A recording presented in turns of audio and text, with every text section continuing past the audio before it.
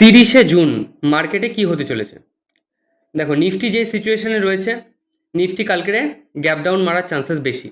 ঠিক আছে, নিফটির সাপোর্ট কোথায় আছে সেটা হলো 25,600, আর নিফটির যে রেজিস্ট্যান্স রয়েছে সেটা হয়েছে 25,700। যদি নিফটির যে সাপোর্টটা রয়েছে সেটা থেকে যদি ভেঙে যায়, 25,600 নিচে যদি চলে আসে, তাহলে আরও সেলিং হতে পারে, আর আমরা ওখানে স্ক্যাল্পিং করতে পারবো। ঠিক আছে, 1-150 পয়েন্টের স্ক্যাল্পিং আরামসে করা যাবে নিফটিতে। আর ব্যাঙ্ক নিফটি হায়ার হাইকে ব্রেক করে দিয়েছে ভাই।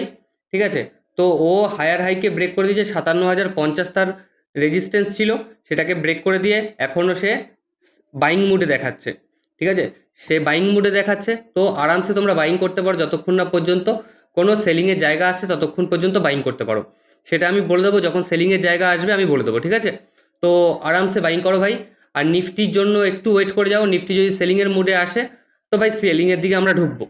তো কালকের লাইভে সবাই জয়েন করো, আমি দেখিয়ে দেবো কীভাবে করতে হবে বা না করতে হবে। ঠিক আছে, চলো টাটা।